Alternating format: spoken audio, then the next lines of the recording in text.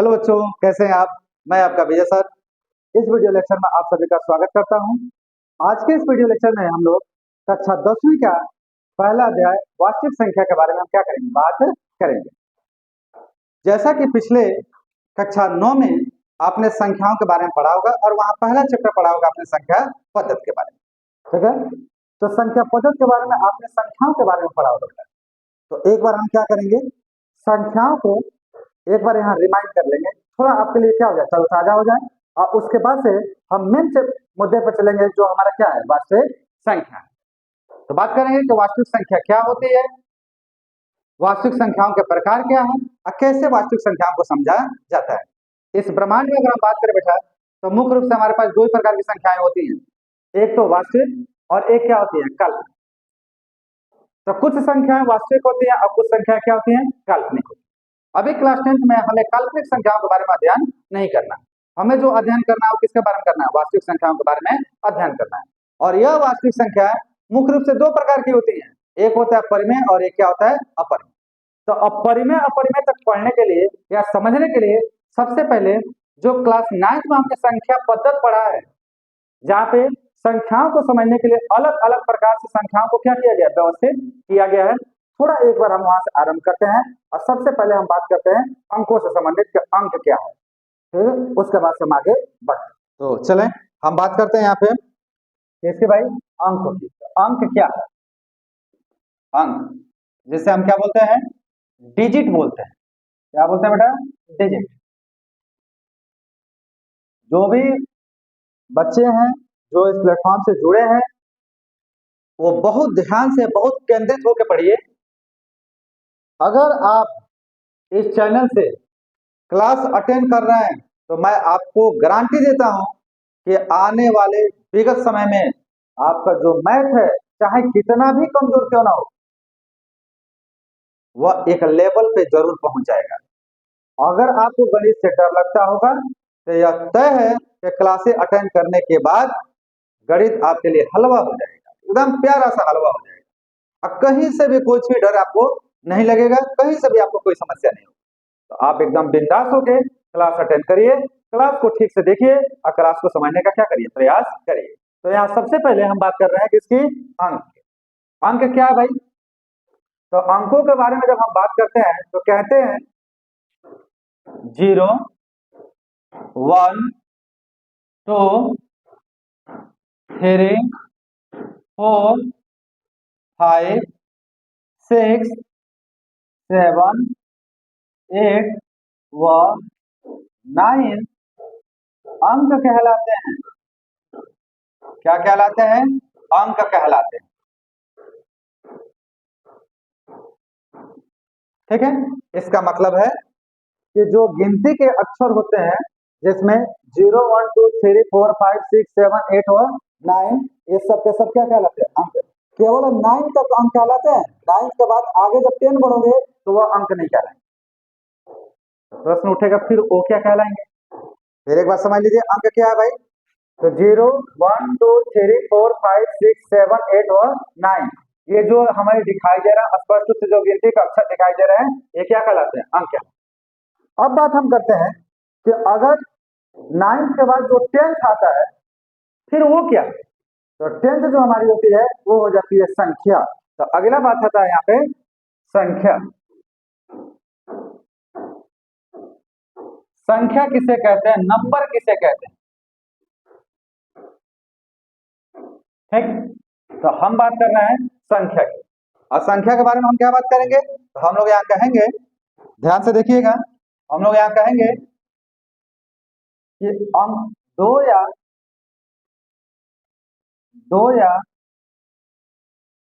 दो से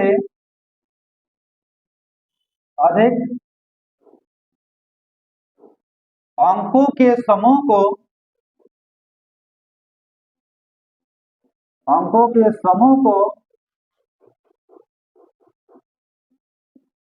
संख्या कहा जाता है, संख्या कहा जाता है। क्या इसका मतलब हुआ भाई, तो कह रहा है 2 या 2 से अधिक अंकों के समूह को संख्या कहा जाता है। कैसे, अब इस बात को समझें। तो इसको समझने के लिए हम यहाँ पे कुछ उदाहरण ले रहे हैं। अब उदाहरण देखिएगा, मैं कह रहा हूं कि जो यहाँ लिख रहा हूं वो सब आपके संख्या है। तो देखिएगा, जैसा हमने लिखा 1 एक संख्या है, 2 एक संख्या है, 3 एक संख्या है, 4 भी एक संख्या है, 5 भी एक संख्या है, 6 भी एक संख्या है, 7 भी एक संख्या है, 8, 9, 10 भी एक संख्या है, 11 भी एक संख्या है। ऐसे ही 11 से बढ़ते बढ़ते बढ़ते 99, यह भी एक संख्या है। 100 एक संख्या है, 100 से आगे 101, और इससे आगे बढ़ते बढ़ते जाएंगे तो 999, यह भी एक संख्या है। वैसे ही 1000 भी एक संख्या है, और 1001 भी एक संख्या है, और इसके बीच के जितने भी आएंगे कहाँ तक, 9999 तक, यह भी एक संख्या है। और ऐसे असंख्य रूप से जितने आएंगे सबके सब क्या है, संख्या। तो प्रश्न उठता है कि सर आप तो डिफिनेशन में कह रहे हैं कि 2 या 2 से अधिक अंकों के समूह को संख्या कहा जाता है।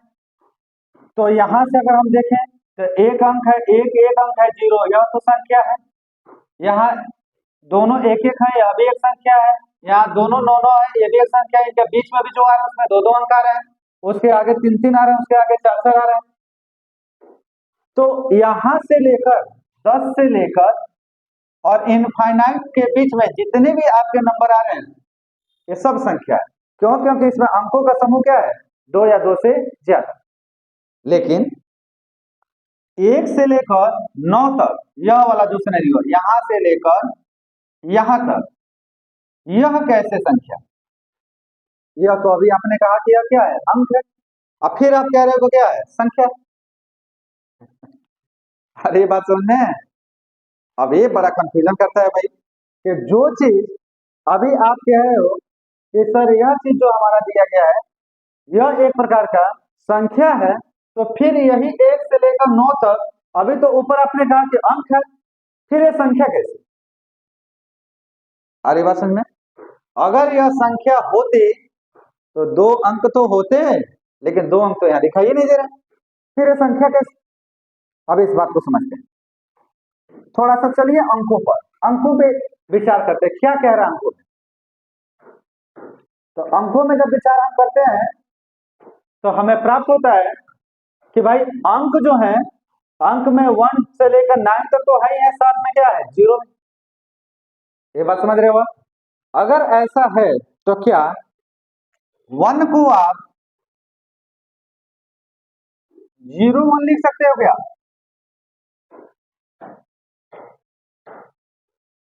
ये बात समझ में आ रही है?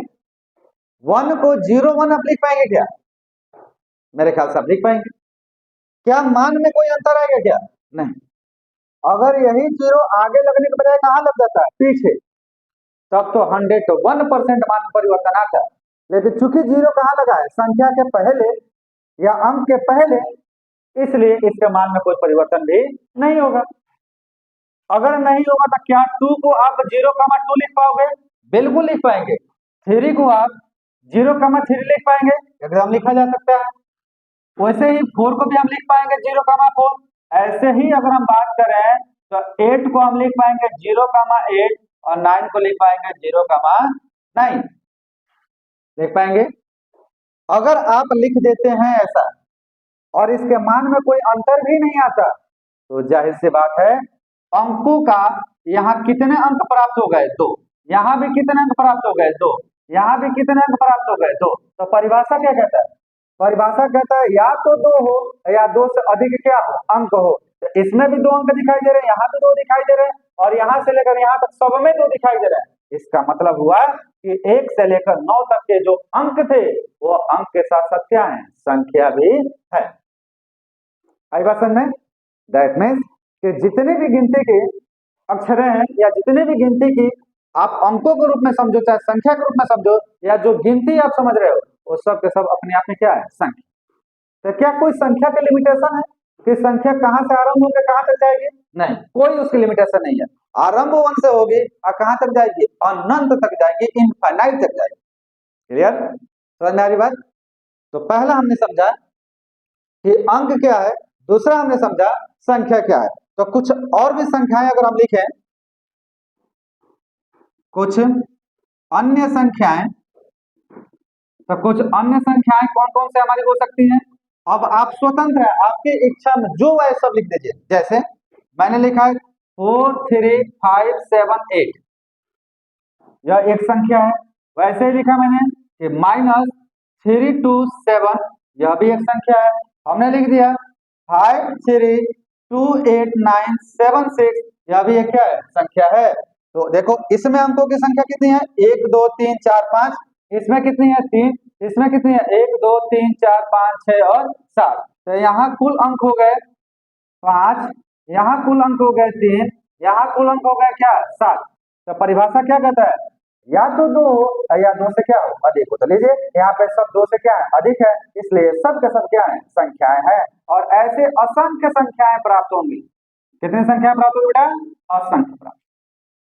क्लियर। तो मेरे ख्याल से आपको अच्छा समझ में आया होगा कि अंक क्या होता है और संख्या क्या होता है। अंक 0 से लेकर 9 तक के हमारे अंक कहलाते हैं, और संख्या जिसे 2 या 2 से अधिक अंकों को मिलाकर बनाया जाता है। तो जिन्हें 2 या 2 से अधिक मिलाकर बनाया जाए वो पर एक तो एक हो गए कि 10 और 10 से ऊपर का सब संख्या है, साथ में 1 से लेकर 9 तक भी संख्या है, क्योंकि उससे 2 अंकों के रूप में क्या किया सकता है, लिखा जा सकता है। क्लियर है, समझ में आ रही है। तो चलिए, तो यहाँ पे आप पहला देखिए अंक और दूसरा देखिए आप संख्या। तो थोड़ा समझ लीजिए, नोट करिए।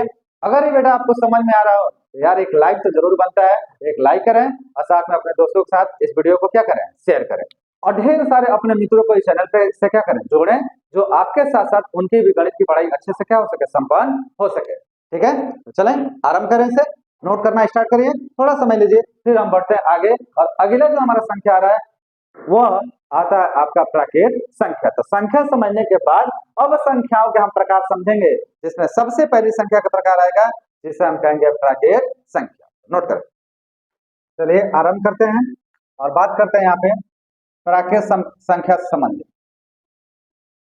प्राकृत संख्या, इसको हम बोलते हैं नेचुरल नंबर।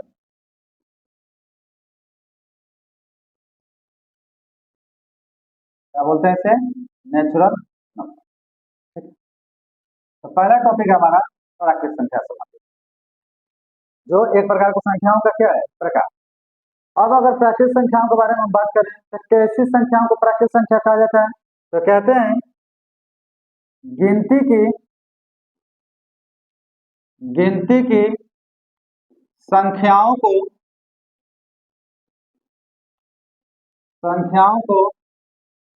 प्राकृत संख्या कहा जाता है। प्राकृत संख्या कहा जाता है, ठीक। मतलब गिनती की जो संख्याएं होती हैं उन्हें क्या कहा जाता है, प्राकृत संख्या कहा जाता है। और प्राकृत लिखने के कई तरीके हैं, कई बार प्राकृत को ऐसे लिखा जाता है, कई बार प्राकृत को ऐसे भी लिखा जाता है। तो कंफ्यूज मत होइएगा, दोनों ही सही है, कोई दिक्कत नहीं है, ठीक। तो हमने यहाँ पे बात किया कि गिनती की संख्याओं को क्या कहा जाता है, प्राकृत संख्या कहा जाता है। अब प्राकृत संख्याओं को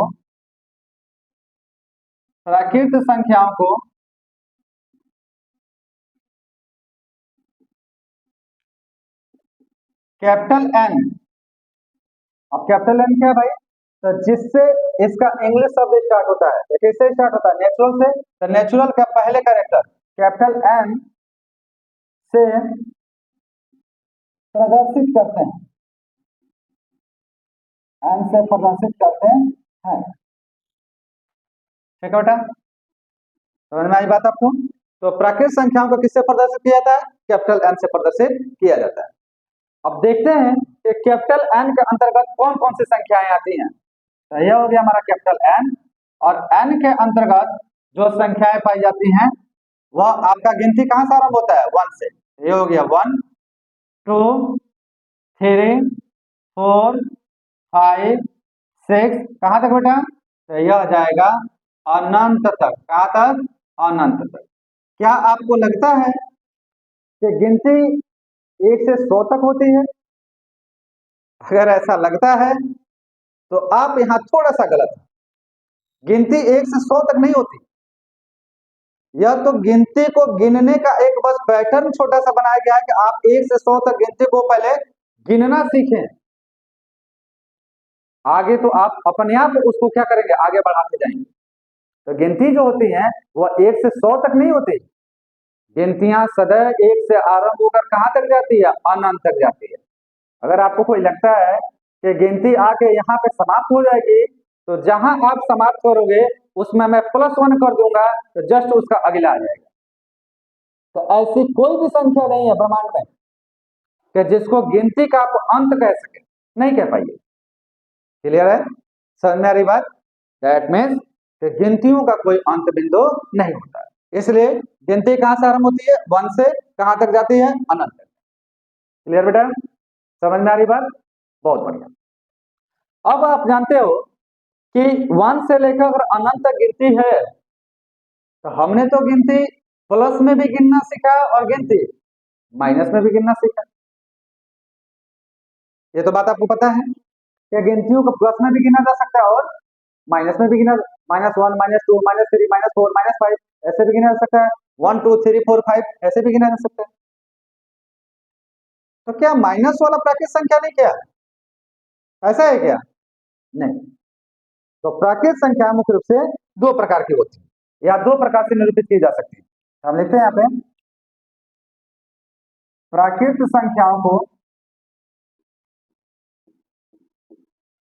प्राकृत संख्याओं को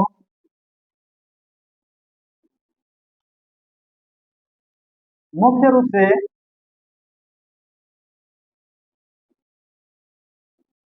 2 प्रकार से निरूपित किया जा सकता है। निरूपित मतलब प्रदर्शित किया जा सकता है। अभी कौन 2 प्रकार है भाई? तो सबसे पहला इसमें जो आता है, जिसे हम कहते हैं धनात्मक प्राकृत संख्या। धनात्मक प्राकृत संख्या या संख्याएं, कुछ भी लिखो। जैसे इंग्लिश में हम लोग पढ़ते हैं पॉजिटिव नेचुरल नंबर, ठीक। और इस धनात्मक प्राकृत संख्याओं को आप n प्लस से निरूपित करते हैं, n और यहाँ पे प्लस, या इसी को हम n और नीचे भी प्लस लगा सकते हैं, दोनों में से कहीं प्लस लगा सकते हैं, ठीक है। अब यह क्या होता है भाई? तो यह जितने भी धनात्मक गिनती के संख्याएं जो प्लस में लिए जाते हैं वो सब इसके अंतर्गत आते हैं। इसका मतलब हुआ कि इसके अंतर्गत आएंगे 1 2 3 4 5, कहां तक, अनंत, सब धनात्मक वाले इसके अंतर्गत आएंगे। दूसरा जो हमारा होता है वह है आपका ऋणात्मक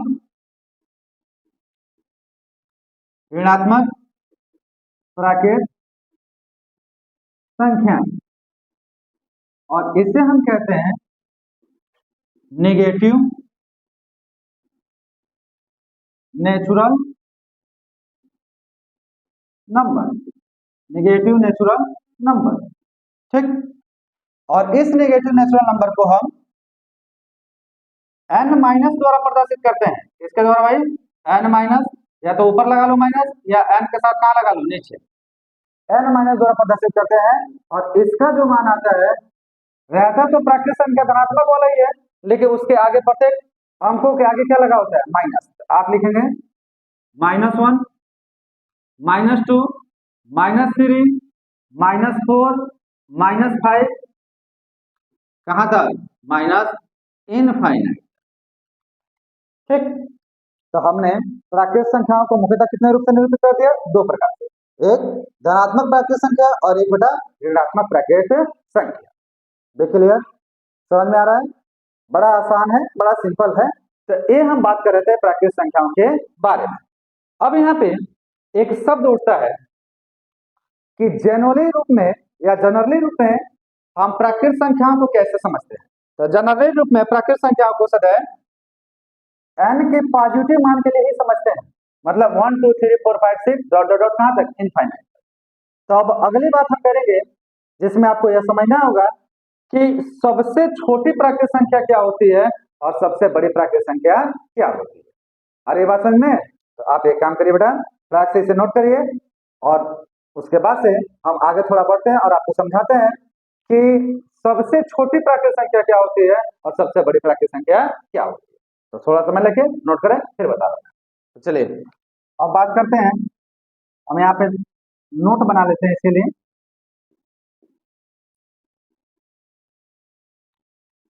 हम एक नोट ले लेते हैं और नोट में सबसे पहला नोट बनाना है। क्या कह रहे हैं भाई? सबसे छोटी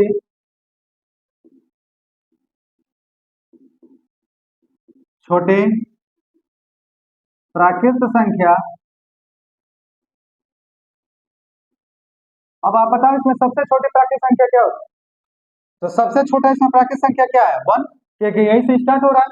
तो सबसे छोटी प्राकृत संख्या 1 होती है। कितनी होती है? 1 होती है। और दूसरा, सबसे बड़ी प्राकृत संख्या क्या होती है? कितना बताओगे आप? सबसे बड़ी प्राकृत संख्या कितनी होगी? कोई बच्चा कहता है सर 100 होगा, कोई कहता है सर 1 लाख होगा, कोई कहता है सर 1 करोड़ होगा। अरे सर, मैंने कहा कि 1 से आरंभ होकर कहां तक जा रहा है? अनंत। इसके बीच का अगर कोई भी आप संख्या का नाम लोगे ना, तो उस संख्या में मुझे बस इतना ही करना होगा कि +1 जोड़ना होगा। जैसे +1 जोड़ूंगा वो संख्या उससे क्या हो जाएगी? बड़ी हो जाएगी। दैट मीन्स कि ऐसा कोई संख्या मिलेगा ही नहीं कि जो सबसे बड़ी संख्या हो। तो हम कहते हैं कि सबसे बड़ी कोई भी प्राकृत संख्या नहीं होती। सबसे बड़ी कोई भी प्राकृत संख्या नहीं होती। सबसे बड़ी कोई भी प्राकृत संख्या नहीं। क्लियर है? तो यह आपने समझा कि सबसे छोटी प्राकृत संख्या 1 होती है, जबकि सबसे बड़ी कोई भी प्राकृत संख्या नहीं। समझ में आ रही बातें? देखिए कितना आसान है। तो यह हुआ आपका प्राकृत संख्या। और प्राकृत संख्या के बाद हम लोग अगले आएंगे संख्याओं पे या संख्या के प्रकार पे आएंगे। जो अगला है कि अगर आप यहाँ ध्यान से देखो तो आपको सब दिखाई दे रहा है, लेकिन इसमें जीरो कहीं है क्या? कहीं भी आपको इसमें जीरो दिखाई दे रहा है? नहीं। तो क्या जीरो कोई संख्या नहीं है क्या? समझने वाली बात है। एक तो जीरो नहीं है, एक भी माइनस नहीं दिखाई दे रहा, तो ये सब संख्या नहीं है क्या? बिल्कुल है सर। तो अगला हम क्या करेंगे? अगला पढ़ने वाले हैं कि जिसमें जीरो भी आएगा। तो संख्याओं का अगला प्रकार जो हमारा आएगा जिसे हम कहते हैं पूर्ण संख्या। क्या बोलते हैं? पूर्ण संख्या। चलिए इसे नोट करिए और फिर हम बढ़ते हैं पूर्ण संख्या की ओर। ठीक है, तो अब बात करते हैं हम पूर्ण संख्या। पूर्ण संख्याएं। अब पूर्ण संख्याओं को कहा जाता है होल नंबर। क्या कहते हैं बेटा? Whole number. अब क्या होती है पूर्ण संख्या भाई? तो कहते हैं कि प्राकृत संख्याओं के समूह में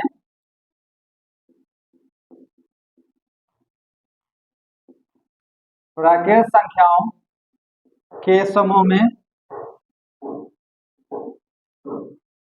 शून्य और जोड़ दिया जाए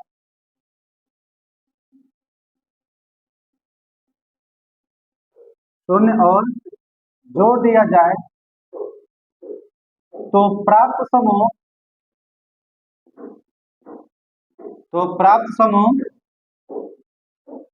पूर्ण संख्या कहलाता है। तो प्राप्त समूह पूर्ण संख्या कहलाता है। क्लियर है? तो क्या यहाँ कहा गया भाई? प्राकृत संख्याओं के समूह में शून्य और जोड़ दिया जाए तो प्राप्त समूह क्या कहलाता है? हमारा पूर्ण संख्या कहलाता है। अब पूर्ण संख्याओं को पूर्ण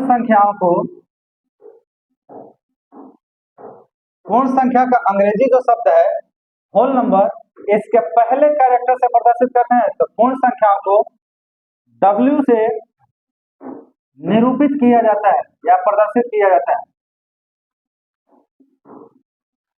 निरूपित किया जाता है। ठीक है बेटा। तो फिर इसके अंतर्गत कौन कौन सी संख्याएं आती हैं भाई?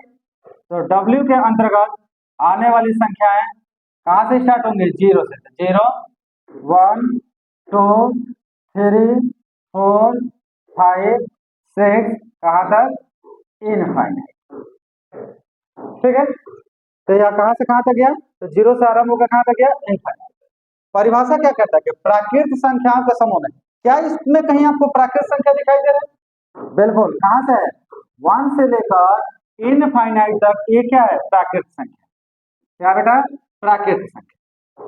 तो हमने कहा ना कि प्राकृत संख्याओं के समूह में यदि 0 और ले लिया जाए या और जोड़ दिया जाए तो अब जो समूह प्राप्त होगा वह किसका होगा? पूर्ण संख्या। बे क्लियर? आ रही है बात समझ में? तो अगर हम प्राकृत संख्याओं के समूह में 0 और ले लें तो हमारा क्या प्राप्त हो जाएगा?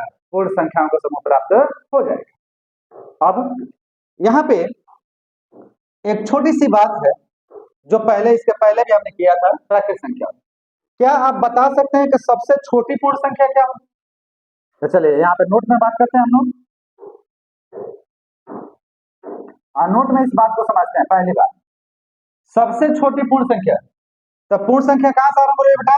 0 से। तो कहते हैं कि 0 सबसे छोटी पूर्ण संख्या होती है। 0 सबसे छोटी पूर्ण संख्या होती है या कहलाती है। दूसरी, क्या सबसे बड़ी कोई पूर्ण संख्या होती है? तो बिल्कुल नहीं, क्योंकि आगे तो सब प्राकृत संख्या है। प्राकृत में तो कोई बड़ी संख्या होती नहीं, इसलिए इसमें भी कोई बड़ी संख्या नहीं पाई जाती। सबसे बड़ी कोई भी पूर्ण संख्या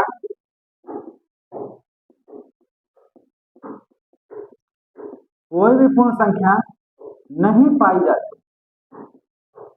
या नहीं पाई जाती।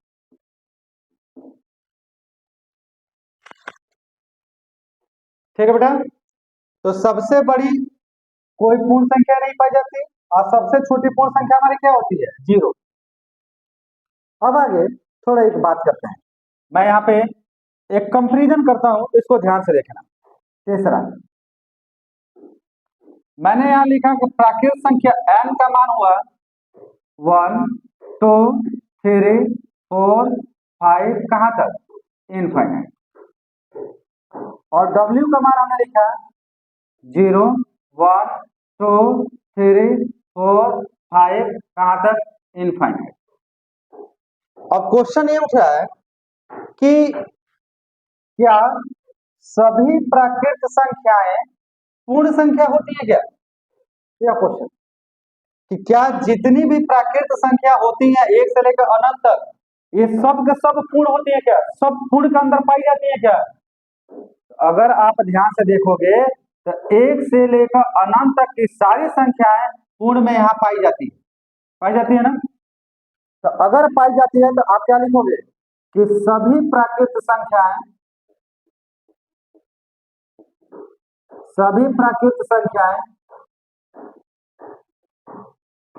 पूर्ण संख्या होती हैं। पूर्ण संख्या होती है, इसमें कोई डाउट नहीं है। लेकिन अगर उल्टा बोलूं तो, अगर मैं उल्टा कहूं तो क्या सभी पूर्ण प्राकृत होते हैं क्या? ध्यान से समझना। क्या सब के सब पूर्ण प्राकृत होते हैं क्या? बिल्कुल नहीं। क्यों भाई? क्योंकि देखो 0 एक पूर्ण संख्या है, जबकि 0 तो प्राकृत में कहीं है ही नहीं। और ये बात समझ में? तो आप कहेंगे, चौथा मैं यहां लिख देता हूं। क्या लिखेंगे आप भाई चौथा में? तो आप कहेंगे कि सभी पूर्ण संख्याएं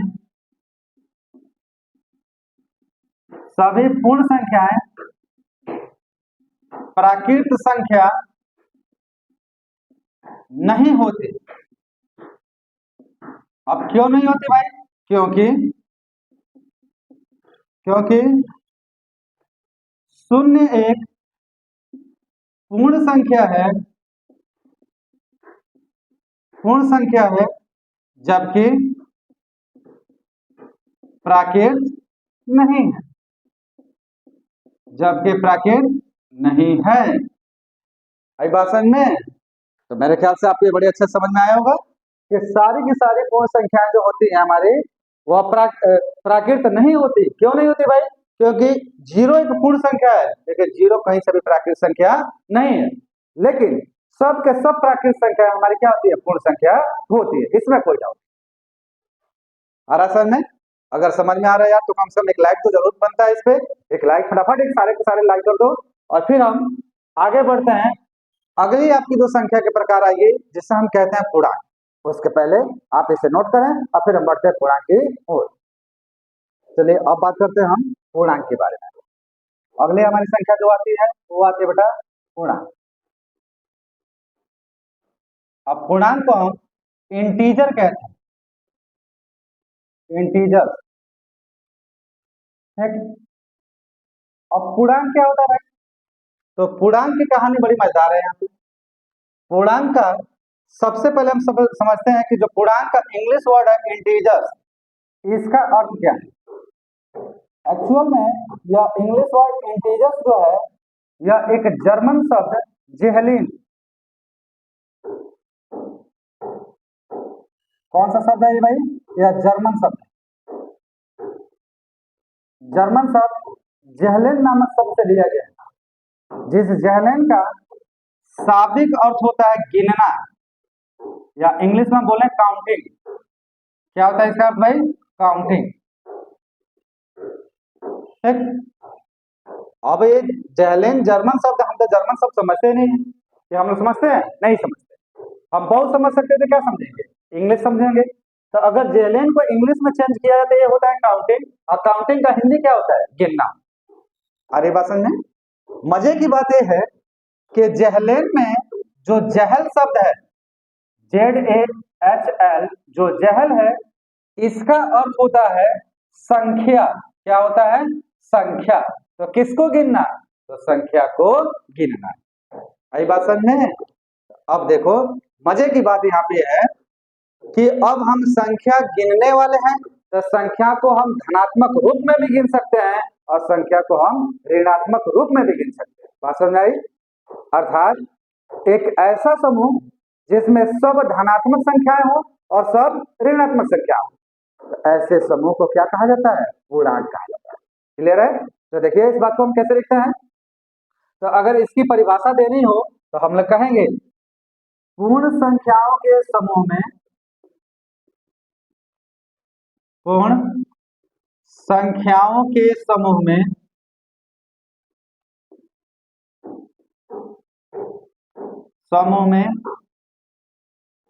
ऋणात्मक प्राकृत संख्याओं को, ऋणात्मक प्राकृत संख्याओं को और जोड़ दिया जाए,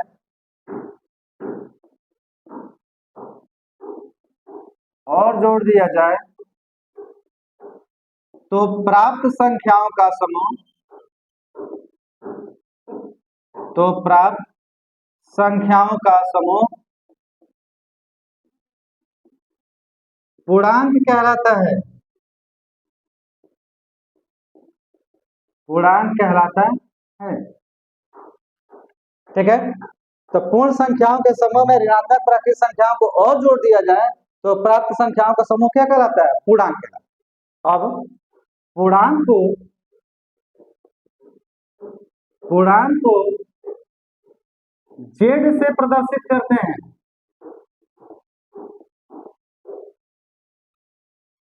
जेड से प्रदर्शित करते हैं। अब ये जेड कहां से है भाई? बात समझ में आ रही है? ये जेड कहां से है? तो आप इसके बारे में और लिख सकते हैं, लिखना चाहे तो आप लिख सकते हैं कि पूर्णांक का अंग्रेजी शब्द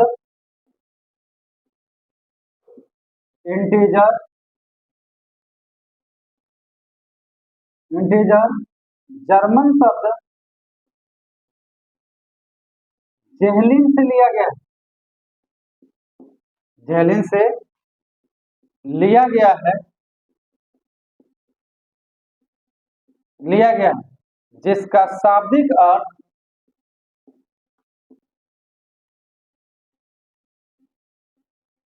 अर्थ है गिनना। शाब्दिक अर्थ है गिनना। जेहलेन के अंदर या जेहलेन के ही शब्द जहल का अर्थ है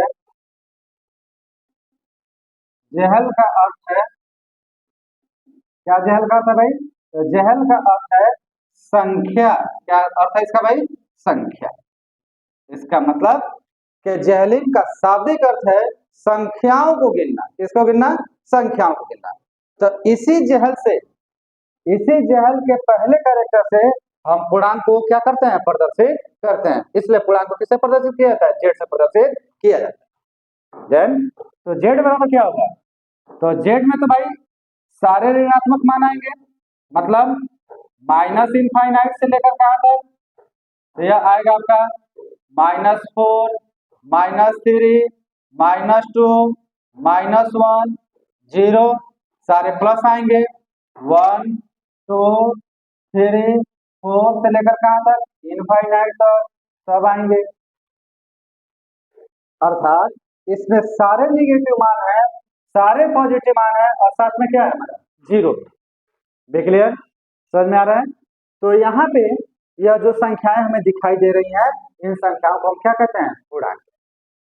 अब अगर आप इस संख्याओं को ध्यान से देखेंगे तो आपको इस संख्याओं में बहुत अच्छी चीजें प्रदर्शित होते हुए दिखाई देंगी। जैसे 1 से लेकर इनफाइनाइट तक क्या है? तो 1 से लेकर इनफाइनाइट को हम कहते हैं पॉजिटिव इंटीजर, मतलब धनात्मक पूर्णांक।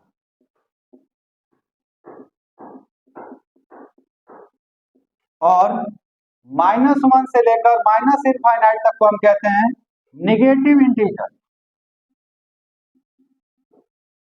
अर्थात ऋणात्मक पूर्णांक।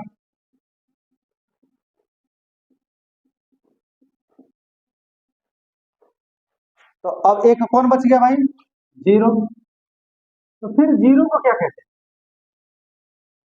अब 0 पे तो ना तो प्लस है और ना ही क्या है? माइनस।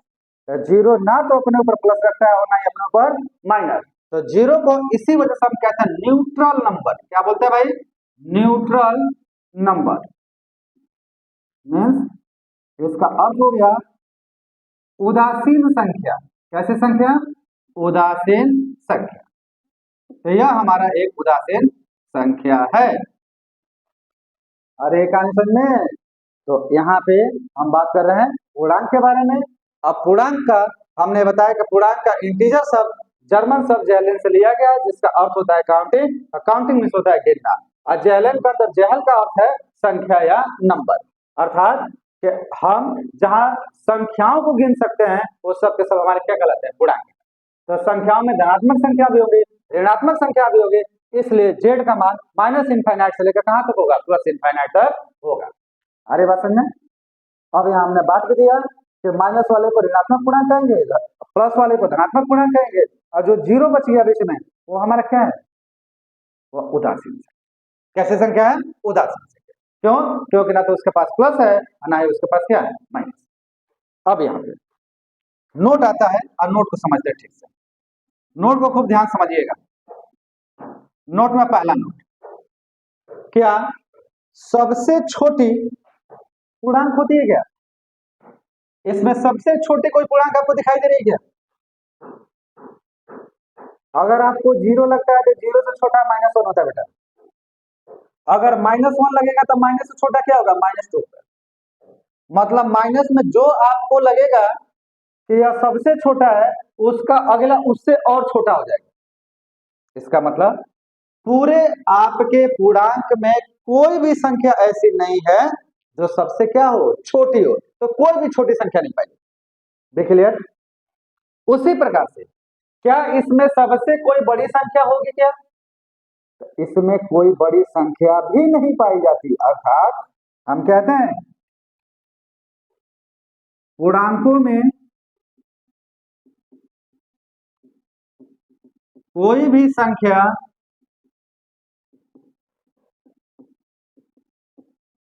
न तो छोटी होती है और न ही बड़ी। कोई भी संख्या ना तो छोटी होती है ना ही बड़ी। दूसरा, दूसरी कहानी बड़ी शानदार। दूसरा है कि क्या सभी प्राकृत संख्या, क्या सभी प्राकृत संख्या पूर्णांक होते हैं क्या? अब इस बात को समझने के लिए देखिए, मैं इसी पे यहाँ लिख रहा हूँ, पहले लिख रहा हूँ एन, ये केवल आपके समझने के लिए एन। यह होगा 1 2 3 4 से लेकर कहाँ तक, इनफाइनाइट। फिर लिख रहा हूँ डब्ल्यू, यह होता है 0 1 2 3 4 से लेकर इनफाइनाइट। अब क्वेश्चन है कि क्या सभी प्राकृत पूर्णांक होते हैं? क्या सभी पूर्ण आपके पूर्णांक होते हैं? तो देखो 1 से लेकर इनफाइनाइट तक पाया जाता है, 0 से लेकर इनफाइनाइट तक पाया जाता है। इसका मतलब है कि सारे प्राकृत और सारे पूर्ण क्या होते हैं, पूर्णांक होते हैं।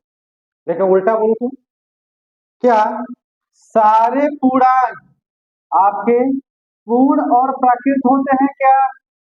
तो आप कहेंगे सर नहीं। क्यों भाई?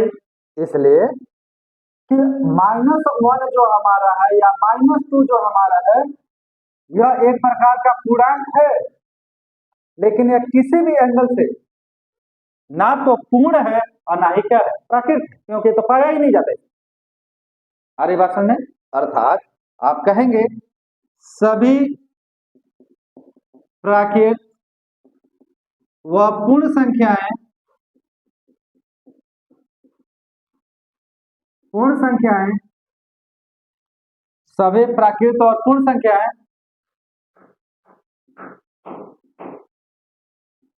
पूर्णांक होती हैं, पूर्णांक होती हैं, जबकि जबकि सभी पूर्णांक न तो पूर्ण और ना ही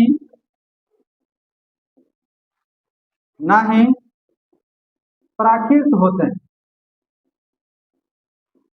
ना ही प्राकृत होते हैं। क्योंकि क्योंकि क्योंकि -1 -2 ये सभी पूर्णांक हैं, जबकि न तो पूर्ण है और ना ही प्राकृत, ना ही प्राकृत। आई कहानी समझ में? तो यहाँ पे कहा गया कि सब के सब पूर्णांक जो हमारे हैं वह ना तो प्राकृत होते हैं और ना ही पूर्ण होते हैं। कारण है कि जो ऋणात्मक मान इसका है वो ना तो प्राकृत संख्याओं में पाया जाता है और ना ही पूर्ण संख्या में पाया जाता है। जबकि जितने भी आपके प्राकृत और पूर्ण होते हैं वो सब के सब पूर्णांक होते हैं। इसके पीछे कारण क्या है भाई? तो इसके पीछे का जो मेन कारण है वह यह है कि ये दोनों धनात्मक संख्याएं हैं और दोनों धनात्मक संख्याएं कहाँ पाई जाती है? आपके पूर्णांक में पाई जाती है। अरे ये बात समझ में? मेरे ख्याल से आपको ये समझ में आ रहा होगा। अगर ये आपको समझ में आ रहा है थोड़ा सा समझ लीजिए, नोट करिए। अब फिर हम अब अगले संख्याओं के प्रकार की तरफ बढ़ रहे हैं, जिसमें हम बात करेंगे आपका परिमेय संख्या के बारे में। तो अब पूर्णांक पढ़ने के बाद हम बात करते हैं परिमेय संख्याओं के बारे में। क्या होता है परिमेय संख्या भाई? बहुत शानदार कंसेप्ट है इसका भी। परिमेय संख्या या परिमेय संख्या, इन्हें हम कहते हैं रेशनल नंबर। किस नाम से जानते हैं भाई? Rational number. अब इसकी थोड़ी कहानी आप समझ लीजिए। परिमेय संख्याओं का जो इंग्लिश शब्द रेशनल है, यह अंग्रेजी शब्द, कौन सा शब्द भाई? अंग्रेजी शब्द या अंग्रेजी भाषा के एक शब्द रेशियो से लिया गया है। किससे लिया गया है? रेशियो से, जिसका हिंदी रूपांतरण होता है अनुपात। क्या होता है? अनुपात। ठीक है, तो हमने कहा कि परिमेय संख्या रेशनल नंबर में जो रेशनल शब्द है, इसकी उत्पत्ति अंग्रेजी भाषा के शब्द रेशियो से लिया गया है, जिसका हिंदी रूपांतरण क्या होता है? अनुपात। ठीक, और इसे हम क्यू से प्रदर्शित करते हैं। किससे प्रदर्शित करते हैं? क्यू से। अब यह जो क्यू शब्द है, यह अंग्रेजी के शब्द क्यूसेंट से लिया गया है। QUTIENT, क्वोशेंट से लिया गया है। जिस क्वोशेंट का मतलब क्या होता है भाई? इसका अर्थ होता है भागफल। क्या होता है? भागफल। आई बात समझ में? अर्थात जब दो संख्याओं को अनुपातों के रूप में लिया जाता है, तो उसका जो रिजल्ट आता है, वो रिजल्ट सदैव किस रूप में आता है? भागफल के रूप में आता है। इसलिए हम परिमेय संख्याओं को किससे प्रदर्शित करते हैं? क्यू से प्रदर्शित करते हैं। अब आगे बात करते हैं कि परिमेय संख्या होती क्या है। देखना, ये बड़ा मजेदार है, बड़ा प्यारा सा पॉइंट है। हम कहते हैं यदि किसी संख्या को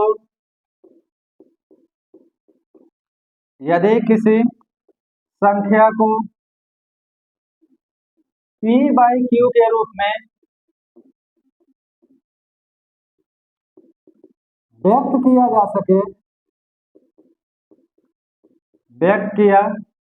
सके, जहां P और Q पूर्णांक के साथ साथ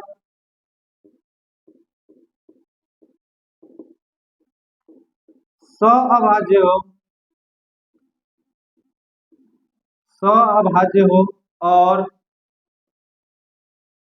Q नॉट इक्वल टू 0 हो, तो प्राप्त संख्या परिमेय संख्या कहलाता है। परिमेय संख्या कहलाता है। तो प्राप्त संख्या क्या कहलाता है? परिमेय संख्या कहलाता है। हमने कहा कि यदि किसी संख्या को P/Q के रूप में व्यक्त किया जा सके, जहां P और Q पूर्णांक के साथ साथ क्या हो? सहभाज्य हो, और Q नॉट इक्वल टू 0 हो, तो इससे जो संख्या प्राप्त होगी वो क्या कहलाएगी? परिमेय संख्या कहलाएगी। क्लियर है? अब यहाँ पे दो चीज समझने वाली बात है। एक तो पूर्णांक, जो अभी हमने कुछ देर पहले समझा, और दूसरी बात सहअभाज्य। सहअभाज्य क्या होता है? तो थोड़ा सा हम चर्चा करते हैं सहअभाज्य के बारे में।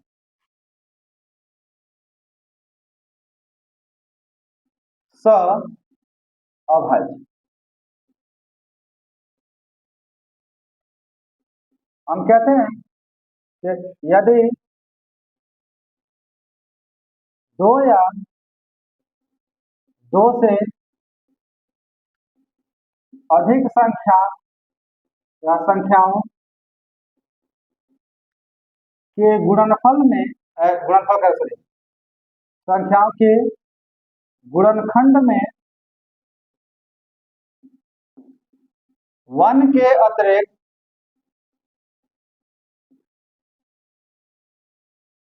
कोई अन्य उभयनिष्ठ गुणनखंड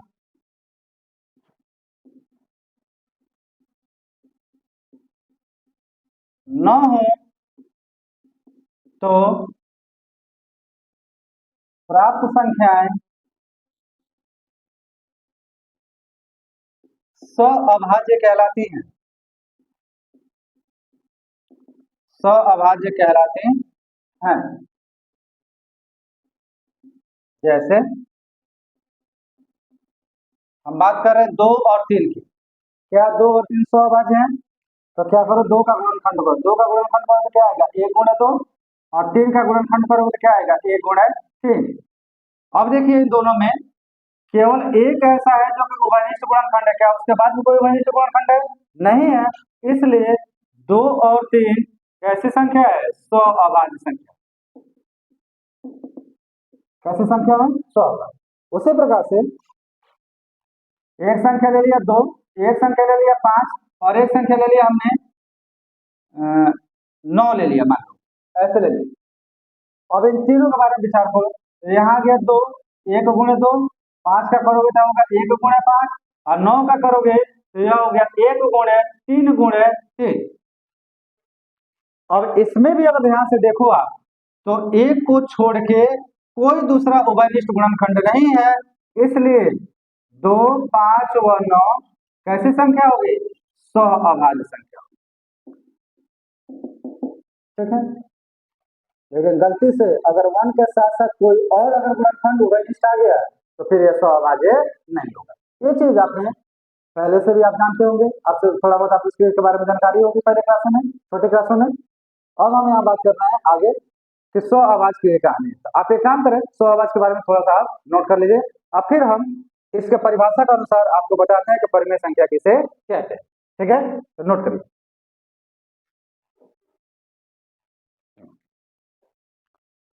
आगे यहाँ बात करते हैं, परिभाषा क्या कह रहा है कि यदि किसी संख्या को p बाई क्यू के रूप में लिखा जा सके, इस रूप में लिखा जा सके जहां p और q पूर्णांक के साथ साथ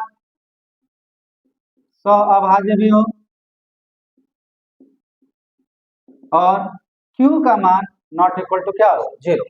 तो ये हमारी सारी संख्याएं क्या होती हैं? परिमेय संख्या होती है। अगर यह परिमेय होती हैं तो कैसे आप समझोगे भाई? तो आप यहाँ समझोगे कि एग्जाम्पल अगर इसका लें तो जैसे हमने लिखा 1/2, 1/2। अब इसे देखो 1 और 2, पहले ये तो दोनों के दोनों पूर्णांक हैं, साथ में सहअभाज्य भी है, और क्या q का मान 0 है? नहीं है, इसलिए 1/2 इसका क्या हो जाएगा? उदाहरण हो जाएगा। उसी प्रकार से -3/5 यह भी आपका एक प्रकार का परिमेय संख्या है। वैसे ही 1/-7 यह भी परिमेय संख्या है। 2/5 यह भी परिमेय संख्या है। -11/325 यह भी एक प्रकार क्या है? परिमेय संख्या है। लेकिन क्या 2, 3, 5 -7 क्या यह भी परिमेय संख्या है क्या? बिल्कुल परिमेय संख्या। कैसे बेटा? अगर आप ध्यान से देखो तो देखिए यहाँ पे 2 को 2/1 लिख सकते हैं, 3 को 3/1 लिख सकते हैं, 5 को 5/1 लिख सकते हैं, -7 को -7/1 लिख सकते हैं। लीजिए p बाई क्यू का रूप क्या आ गया? और क्या इसका q 0 के बराबर है क्या? नहीं, इसलिए हमारा क्या होगा? एक प्रकार का परिमेय संख्या होगा। साथ ही में अगर हम यहाँ बात करें 0/5 का, अब क्या यह परिमेय संख्या है? सबसे ज्यादा बच्चे कंफ्यूज इसी में होते हैं, क्या यह परिमेय संख्या है? बिल्कुल परिमेय संख्या है। क्यों भाई? 0 भी पूर्णांक है, 5 भी पूर्णांक है, तो पहले दोनों पूर्णांक हो गए। दूसरी बात, हमें कहा है कि नीचे जो q है वो नहीं 0 होना चाहिए, यहाँ तो ऊपर आपका 0, तो ऊपर से तो कोई लेना देना है ही नहीं, इसका मतलब है कि यह भी परिमेय संख्या है। लेकिन अगर इसी को पलट कर लिख दूंगा 5/0, तो क्या यह भी परिमेय संख्या? नहीं, यह परिमेय संख्या नहीं है। क्यों भाई? क्योंकि इसका हर जो है वह किसके बराबर आ रहा है? 0 के बराबर। और कहा क्या है कि 0 के बराबर नहीं होना चाहिए। समझ में आ रही बात? इसलिए यह परिमेय संख्या नहीं। इतनी कहानी समझ में आ रही है? तो इतनी बात अगर आपको अच्छे से समझ में आ रहा है तो फिर आप परिमेय संख्याओं को क्या करें? नोट करें। ठीक है, समझ में आ रहा है? तो आप इसे नोट करें। अब बात करते हैं अपरिमेय संख्या पर। अपरिमेय संख्या जिसे हम इरेशनल नंबर के से जानते हैं, इरेशनल नंबर के नाम से जानते हैं। ठीक है, तो बात करेंगे यहाँ पे अपरिमेय संख्या क्या होती है। बहुत सिंपल है, कहते हैं कि ऐसी संख्याएं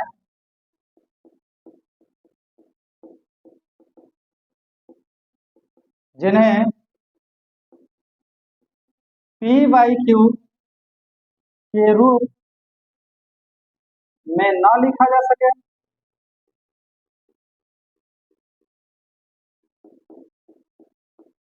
और जहां q नॉट इक्वल सॉरी और जहां P और Q पूर्णांक हो तथा Q नॉट इक्वल टू 0 हो तो वो क्या कहलाती है? अपरिमेय संख्या कहलाती है। इसे P से प्रदर्शित किया जाता है।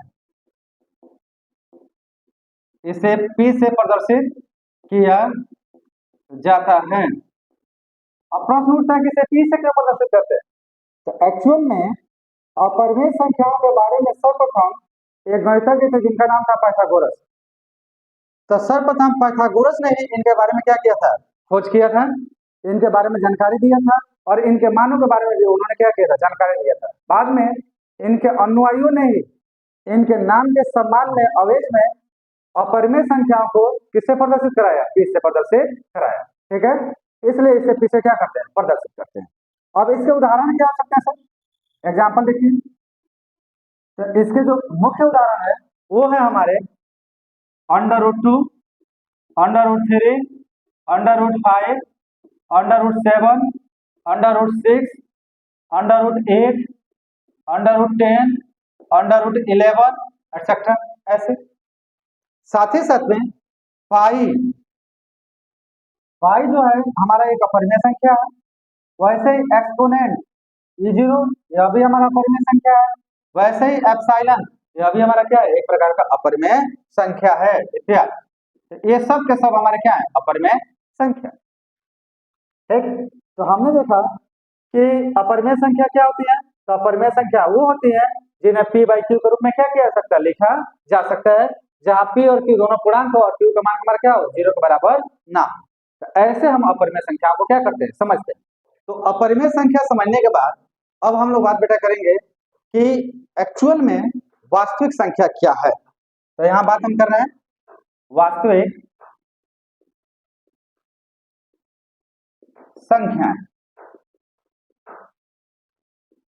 वास्तविक संख्या, अब इस बात को कैसे समझे भाई हम? तो वास्तविक संख्या समझने के लिए हम लोग यहाँ पे कहते हैं, इसको कहा जाता है रियल नंबर,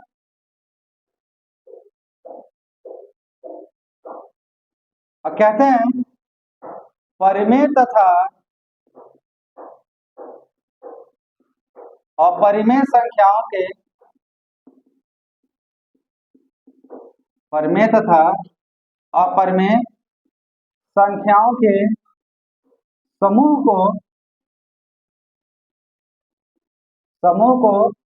वास्तविक संख्या कहा जाता है।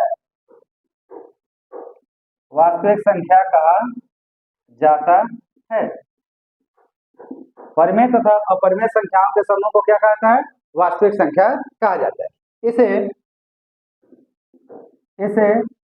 R से प्रदर्शित करते हैं। इसे R से प्रदर्शित करते हैं।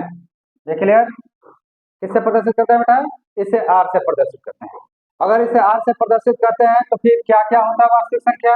तो सारे के सारे परिमेय संख्या, मतलब 1/2, -3/5, 7/11, 9/13, 5/8/73253, सारे के सारे परिमेय, सब अपरिमेय, √2, √2 + 1/3, √3 -5/6, उसी प्रकार से √5 इत्यादि। साथ ही साथ पाई भी इसमें आएगा, एक्सपोनेंट भी आएगा और एप्सिलॉन भी आएगा। ये सब के सब हमारी जो संख्याएं हैं, ये सब के सब क्या कहलाते हैं? वास्तविक संख्याएं कहलाते हैं। तो इस हिसाब से अगर हम कहें तो कहेंगे जितनी परिमेय संख्या है सब वास्तविक है और जितने अपरिमेय है यह भी सब के सब क्या है? वास्तविक है। लेकिन क्या उल्टा बोले कि सारे वास्तविक संख्याएं परिमेय या अपरिमेय होते हैं क्या? तो नहीं, सारी वास्तविक संख्याएं ना तो पूर्णतः रूप से परिमेय होंगे और ना पूर्णतः रूप से अपरिमेय होंगे। तो मेरे ख्याल से अब तक जो भी मैंने क्लास में आपको बताया सब आपको अच्छे समझ में आया होगा। तो आज के वीडियो लेक्चर में हम लोग यहीं तक रखेंगे और आगे के वीडियो लेक्चर में हम आरंभ करेंगे आपका प्रश्नावली 1.1 और वहां से हम बड़े अच्छे ढंग से इस साल की तैयारी को आरंभ कर रहा है। तो जो भी बेटा इसमें नए आ रहे हैं इस चैनल पे, फटाफट इस चैनल को ज्वाइन कर लीजिए। साथ में टेलीग्राम चैनल पे जाइए और वहाँ बड़े भारत बाई विजय सर के नाम से चैनल पड़ा हुआ है, वहाँ सर्च मारिए और सर्च मार के उस चैनल से क्या हो जाइए, ज्वाइन हो जाइए। ठीक है, क्यों ज्वाइन होना भाई? क्योंकि ज्वाइन होने से जो भी इन्फॉर्मेशन होती है, लीगल इन्फॉर्मेशन होती है, सबसे पहले आपको टेलीग्राम के माध्यम से बताई जाती है। तो आप आराम से वहाँ पे जाके क्या हो जाए, ज्वाइन हो जाए। कई बार क्या होता है कि वीडियो का नोटिफिकेशन आपको नहीं मिलता, तो आपको पता नहीं चलता है कि कौन सा वीडियो आया, कौन सा नहीं आया। जो चीज हम लोग टेलीग्राम पे भी डालते हैं, तो टेलीग्राम से आपको आसानी से क्या हो जाएगा, पता चल जाएगा। तो आशा करता हूँ कि आज आपको समझ में आया होगा अच्छे से। तो बहुत जल्द हम प्रश्नावली एक वास्तविक संख्या के अगले लेक्चर में आपसे मुलाकात करेंगे। तब तक आशा करता हूँ कि आपको ये बहुत अच्छे से समझ में आया होगा। चले एंजॉय करें और साथ में से नोट कर लें और बढ़ते हैं अब अगले लेक्चर की ओर। तब तक आप सभी का धन्यवाद।